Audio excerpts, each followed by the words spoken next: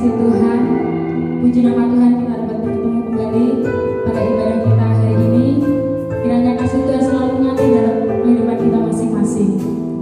Pada hari ini marilah kita siapkan hati kita untuk kita dapat datang kepada Tuhan, untuk memuji Tuhan dan memuliakan Tuhan. Kita mengatakan bahwa kasih Tuhan itu sempurna. Dia selalu memberikan anugerahnya dalam kehidupan kita. Kasih yang sempurna telah ku terima darimu, bukan karena kebaikanmu,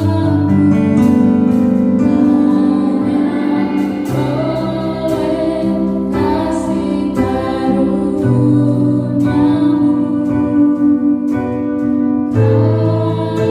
kau pulihkan aku, layak untuk dapat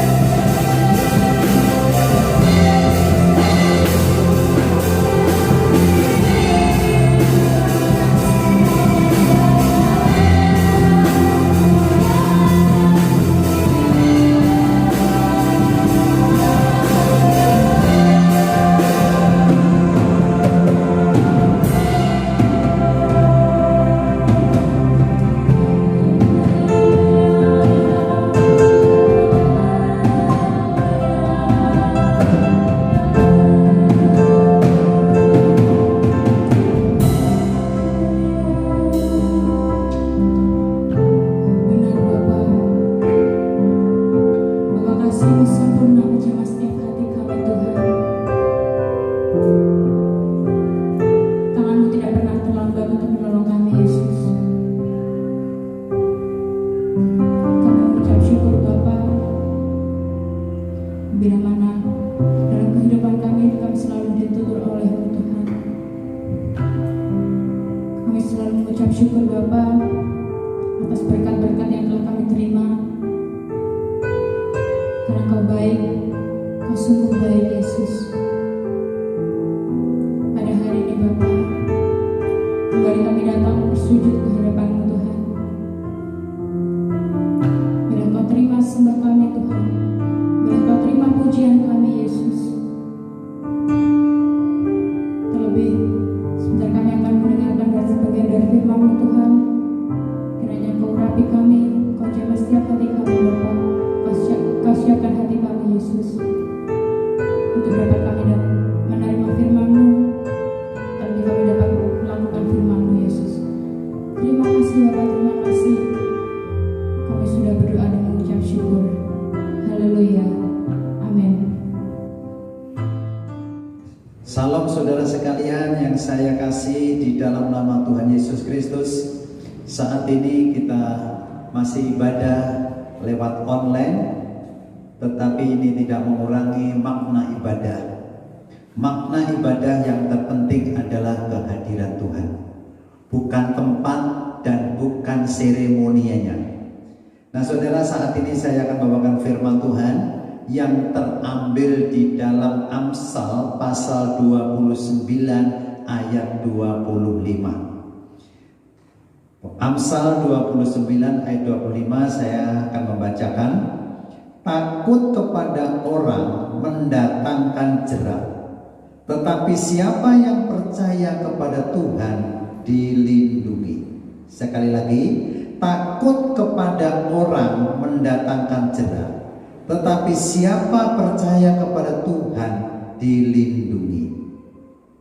Saudara, saya akan membawakan tema khotbah saya pada saat ini adalah bahaya takut kepada manusia. Bahaya takut kepada manusia. Nah, tema ini mungkin saudara jangan salah mengerti apa artinya takut kepada manusia. Seringkali orang katakan, saya berani Pak, saya tidak pernah takut dengan manusia. Sekalipun orang punya ilmu apa saja, atau dia mempunyai senjata apa saja, saya tidak punya takut, tidak pernah takut. Bukan itu maksudnya. Bukan takut kepada orang yang bisa membunuh kita, bukan takut kepada orang yang menakut-nakuti kita, atau orang yang mengancam kita. Bukan itu takut kepada manusia yang dimaksud firman Tuhan ini. Saudara, ada satu cerita, dan sungguh ini pernah kejadian. Ya, namanya ada satu anak, ya, anak ini udah mulai masuk dalam pemuda, namanya Thompson ini anak ini ya. Anak ini waktu itu masih sudah kelas 3 SMA, dan saat itu dia mendapatkan satu hadiah dari saudaranya. Thompson dapat hadiah sepatunya merek Kickers. Itu waktu itu zamannya dia itu sepatu yang sangat bagus. Harganya $500. Dia bangga dan senang sekali dengan sepatu ini. Dan dia kalau ke sekolah dia merasa sangat percaya diri.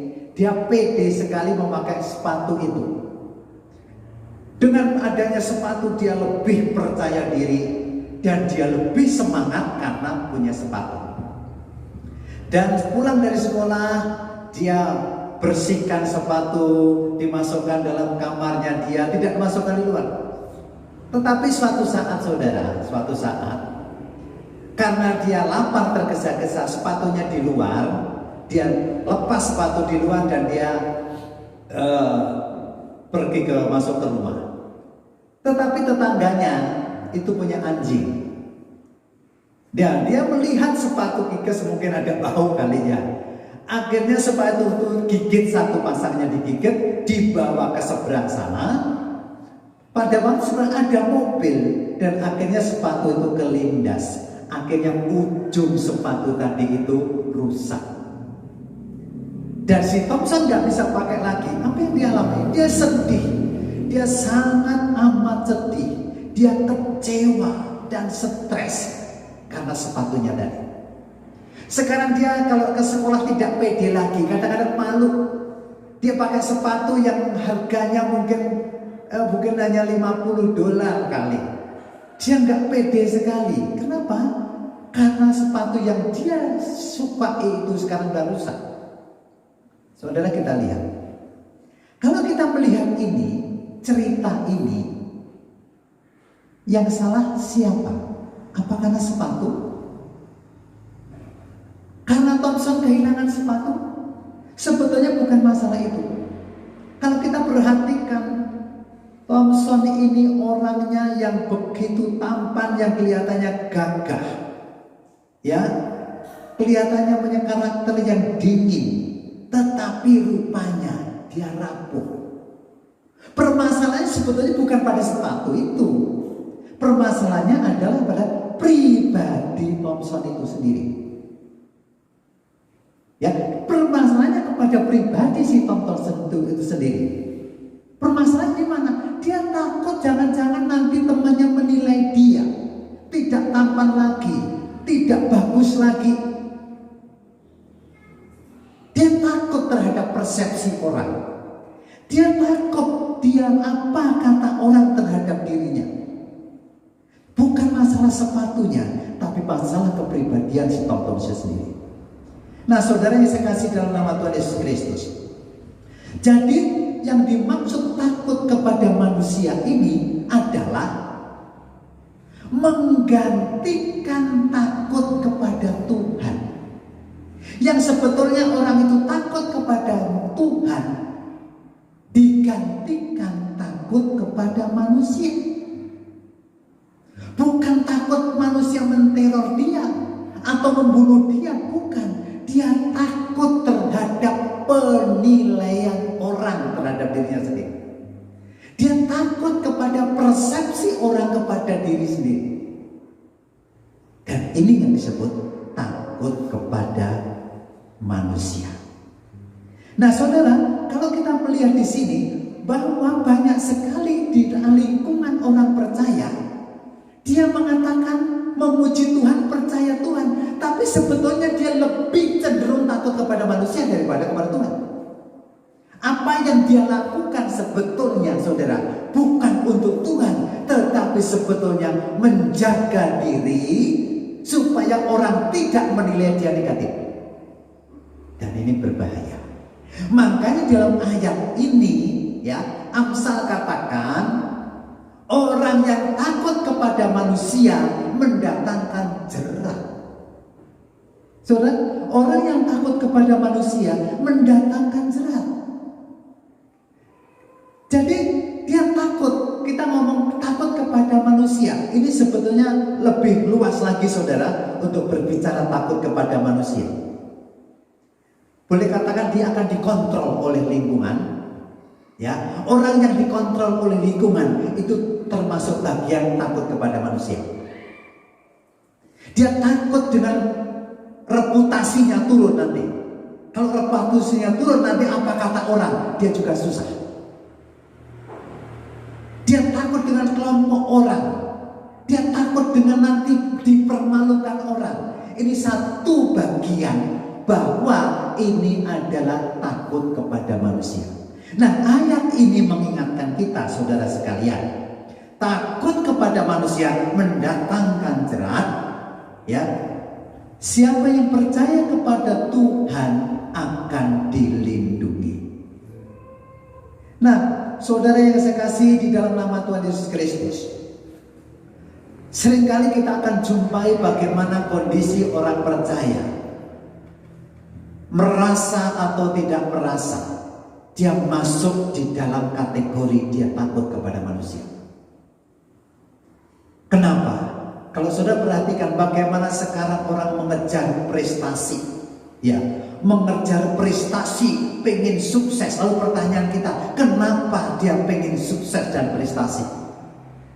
Supaya orang menilai dia adalah bagus, supaya orang menilai dia wah, sebetulnya orang itu sudah masuk di dalam takut kepada manusia.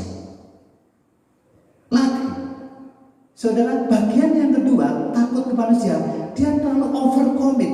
Overcommit itu boleh katakan istilahnya tidak bisa bicara tegas, tidak bisa berbicara tidak. Saudara bayangkan aja, orang yang tidak bisa bicara tidak, ini adalah bagian karakter orang itu sebetulnya takut kepada manusia. Kenapa? Dia kalau bicara ini nanti salah, bicara ini salah, nanti orang menilai dia negatif. Akhirnya orang itu terbentuk menjadi manusia sebetulnya yang takut kepada manusia. Coba bayangin aja, kalau orang tua tidak tegas kepada anak, dia akan berantakan. Kalau suami tidak tegas kepada istri, atau istri dengan suami bicaranya nggak jelas dan tegas, apa yang terjadi? Keluarga akan berantakan. Nah saudara, ini bagian daripada takut manusia.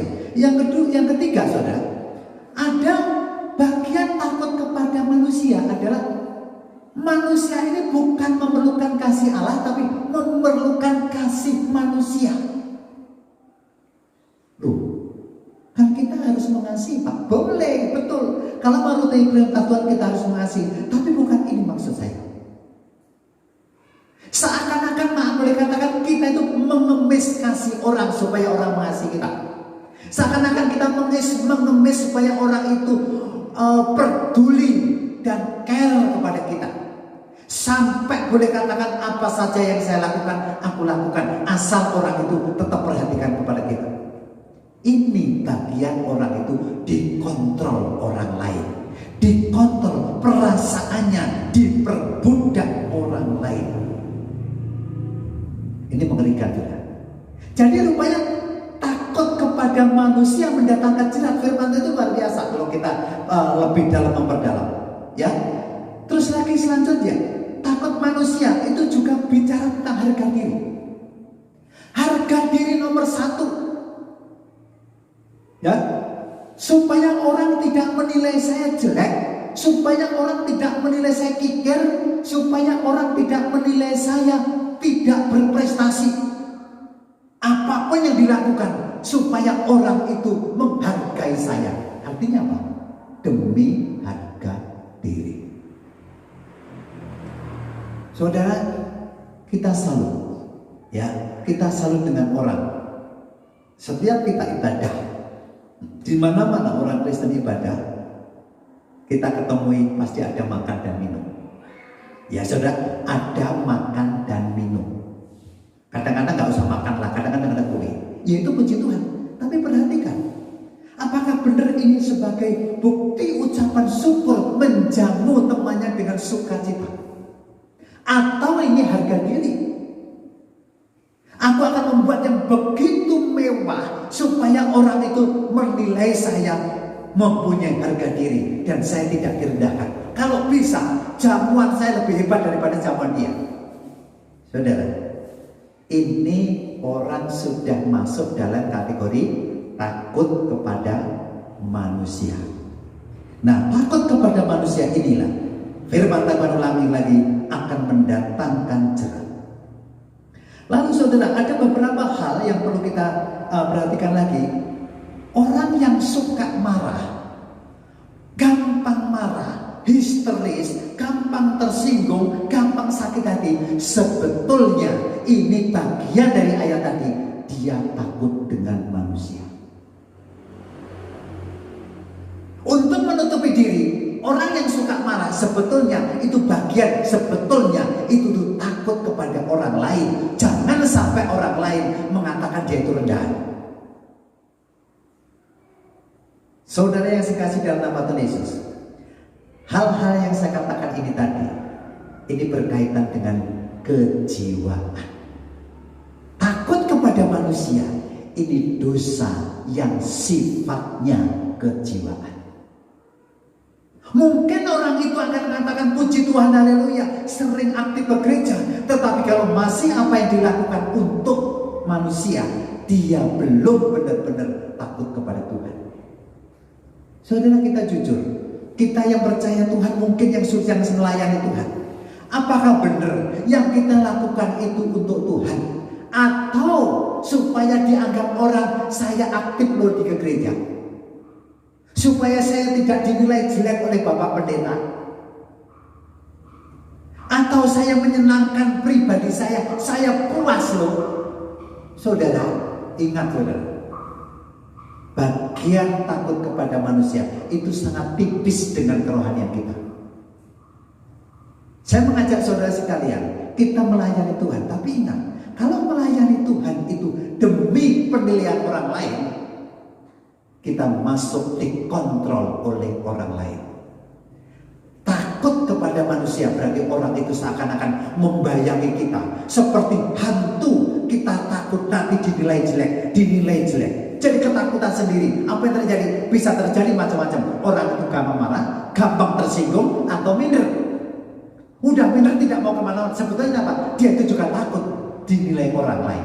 Takut dinilai orang lain. Sebetulnya dalam Amsal ini termasuk orang itu takut kepada manusia. Takut kepada manusia itu mendatangkan jerat. Nah saudara, itu apa artinya jerat? Saya coba mengerti di dalam bahasa Alkitabnya. Istilah jerat ini, saudara, itu membawa pengertian. Satu seutas tali itu ada dua pengertian. Orang yang terjerat itu akan masuk kepada lubang. Ya, orang itu pertama masuk lubang. Kalau sudah masuk ke lubang, orang itu bisa bangkit lagi. Yang kedua, jerat itu tadi, orang terikat tidak bisa jalan ke depan. Dia tetap di situ, hanya teriak-teriak, tapi tidak pernah maju. Dia bisa mengatakan melayani Tuhan, tapi gak pernah maju. Kerohanian gak pernah maju. Karena dia udah masuk dalam satu lubang. Dia bisa lubang ini saudara yang menakutkan. Sehingga khotbah saya ini sangat berbahaya orang yang takut kepada manusia. Nah saudara, bagaimana solusinya? Ayo saudara kita cek ya. Solusinya bagaimana? Kita melihat di dalam Yohanes pasal 8, Yohanes pasal 8 ayat 36. Firman Tuhan itu mengatakan ya, Yohanes 8 ayat 36 dikatakan demikian. Jadi apabila anak itu memerdekakan kamu, kamu pun benar-benar merdeka. Saya ulang lagi. Jadi apabila anak itu memerdekakan kamu, kamu pun benar-benar merdeka. Solusinya bagaimana? Kita yang masih dalam zona takut kepada manusia, datang pada Tuhan Yesus. Saudara, kita terikat dengan kejiwaan kita. Mungkin tingkah laku kita, mungkin kelihatannya tidak berdosa, tidak. Tetapi karakter kejiwaan kita masuk dalam kategori takut kepada manusia. Datang kepada Tuhan Yesus. Yesus berikan apa? Yesus memberikan kemerdekaan. Kalau kita datang kepada Yesus, Tuhan katakan, aku benar-benar memberikan kemerdekaan. Aku akan benar-benar memberikan jalan keluar. Aku akan benar-benar memberikan kebebasan terhadap ikatan takut kepada manusia. Benar-benar. Ini janji Tuhan yang luar biasa. Artinya apa? Barang siapa yang percaya mengundang Tuhan Yesus dengan benar, Tuhan akan membebaskan kita, tubuh, jiwa, dan roh kita. Tubuh dan jiwa kita dan roh kita benar-benar dibebaskan Tuhan, dan kita akan mendapatkan roh yang baru. Banyak orang Kristen rohnya baru, bisa memuji Tuhan, haleluya puji Tuhan, tetapi masih gampang tersinggung, gampang marah, gampang benci, gampang nyatu. Ya, gampang nyatu. Kenapa? Dia takut dinilai orang jelek. Apa yang terjadi? Dia masih takut kepada manusia. Orang ini masih terikat dengan penyakit jiwa. Kejiwaannya yang perlu dibebaskan. Dari ayat ini tadi, anak manusia benar-benar memerdekakan kamu. Ayat ini sangat penting. Banyak orang Kristen menipu dirinya sendiri. Kelihatannya rohani sebetulnya bohong. Saudara, khotbah saya agak keras. Ayo saudara kita sadari, benar enggak kita ini benar-benar berlindung di hadapan Allah? Solusi yang kedua, solusi yang pertama tadi adalah kita datang kepada Yesus, karena Yesus sebagai anak Allah benar-benar merdekakan. Yang kedua, saudara, solusi yang kedua, kita akan membaca di dalam Lukas pasal 10, ya, Lukas pasal 10 ayat yang ke-27. Lukas pasal 10 ayat yang ke-27. Di sini Tuhan berbicara tentang hukum kasih. Lukas 10 ayat 27 dikatakan demikian. Jawab orang itu, kasihanlah Tuhan Allahmu dengan segenap hatimu, dengan segenap jiwamu, dan dengan segenap kekuatanmu, dan dengan segenap akal budimu, dan kasihanlah sesama manusia seperti dirimu sendiri. Kasih akan menghilangkan takut kepada manusia. Kasih akan menghilangkan kepura-puraan. Kasih akan menghilangkan topeng yang gak benar. Karena kasih. Saya berikan contoh, saudara. Sampai dikatakan Paulus berikan contoh, ya, 1 Korintus 13 ayat 3. Ini contoh yang paling jelas. 1 Korintus 13 ayat 3. Tentang kasih itu. 1 Korintus 13 ayat yang ketiga. Dikatakan gini. Dan sekalipun aku membagi-bagikan segala sesuatu yang ada padamu, bahkan menyerahkan tubuhku untuk dibakar, tetapi jika aku tidak mempunyai kasih, sedikit pun tidak ada faedahnya bagiku. Itu luar biasa. Artinya apa? Dalam Korintus ini banyak orang melakukan menjadi Kristen, melayani Tuhan, takut kepada manusia, bukan sungguh kepada Tuhan. Makanya Paulus katakan demikian. Dia katakan apa? Percuma kamu melayani Tuhan luar biasa, kamu menjamu orang berjerih payah, tetapi sebetulnya supaya dinilai orang. Paulus katakan percuma. Kasih, kita tidak bisa punya kasih sebelum mendapatkan kasih dari Allah. Saya mengajak Bapak Ibu yang saya kasih dalam nama Tuhan Yesus dan para pendengar sekalian, ayo kita introspeksi diri. Saat ini, apakah kita benar-benar takut kepada Allah? Kalau kita masih takut kepada manusia, kita dikuasai dosa kejiwaan kita, mari kita bertobat malam ini. Tuhan memberikan jalan keluar kepada kita. Kiranya Tuhan Yesus Kristus akan memberkati kita semua sekalian. Dan saat ini kita sudah mendapatkan berkat. Amin.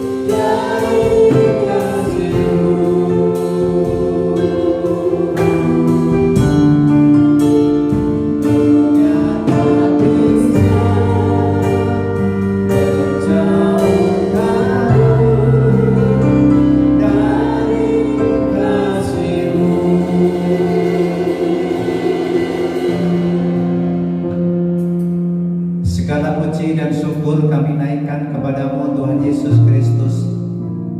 Engkau adalah Tuhan dan Juru Selamat kami satu-satunya.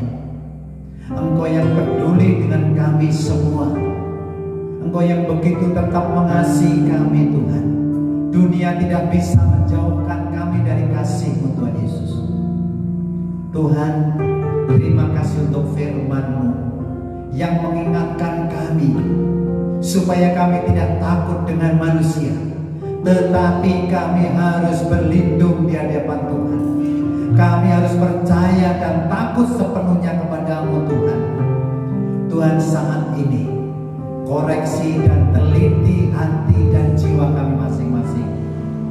Biarlah kasih Allah itu melanda dalam diri kami. Biarlah kami benar-benar dilawat oleh kasih Allah itu Tuhan. Biarlah jiwa kami benar-benar meresapi kasih-Mu Tuhan. Tuhan, terima kasih Bapa. Kami yakin dan percaya setiap pendengar saat ini Tuhan sudah melawat dan memberkatinya. Kami juga berdoa untuk bangsa dan negara di dunia ini Tuhan, yang masih dilanda dengan COVID-19. Tuhan, kami tahu kasih-Mu tetap ada dalam dunia ini. Engkau masih mengasihi mereka semua Tuhan. Walaupun ada COVID-19, dunia tidak dapat memisahkan kasih-Mu Tuhan. Tuhan, lawat mereka yang sakit. Mereka yang sakit Tuhan, jenguk mereka. Biar Roh Kudus menjamak hatinya, supaya hatinya dibukakan bahwa Yesus kasih-Mu adalah satu-satunya Tuhan dan Juru Selamat kami. Tuhan, terima kasih Bapa. Kami bersyukur saat ini Tuhan, bahwa kasih-Mu, keselamatan-Mu boleh tetap dirasakan di dunia ini. Kami juga berdoa untuk bangsa dan negara kami Indonesia. Tuhan, kami mengasihi bangsa kami. Tuhan, kami berdoa untuk para pemimpin bangsa kami, mulai presiden, anggota DPR, menteri dan wakil-wakilnya Tuhan, sampai pimpinan daerah. Tuhan, berikan hikmat mereka Bapa, berikan mereka kebijaksanaan, bahkan kerinduan kami bahwa wabah ini gak lama lagi akan hilang dari bumi negara kami. Tuhan, terima kasih Bapa. Kami juga berdoa untuk jemaat yang mendengarkan firman-Mu ini Tuhan. Mungkin mereka saat ini sedang takut dan gelisah, atau mungkin sedang bingung. Tuhan, biarlah kasih-Mu itu berikan pengharapan Tuhan Yesus. Jamak mereka Tuhan. Mungkin yang lemah imannya berikan kekuatan. Mereka yang putus harapan berikan pengharapan yang baru Tuhan. Mungkin mereka yang masih ragu-ragu bahwa Yesus Juru Selamat, berikan iman mereka, kuasa Roh-Mu, bahwa Engkau-lah satu-satunya jalan dan kebenaran dan hidup. Tuhan Yesus, terima kasih Bapa. Hamba-Mu berhenti untuk berdoa, tapi kami tahu dan yakin kuasa Roh Kudus terus berdoa untuk kami. Terima kasih Tuhan. Di dalam nama Tuhan Yesus Kristus kami berdoa dan mengucap syukur.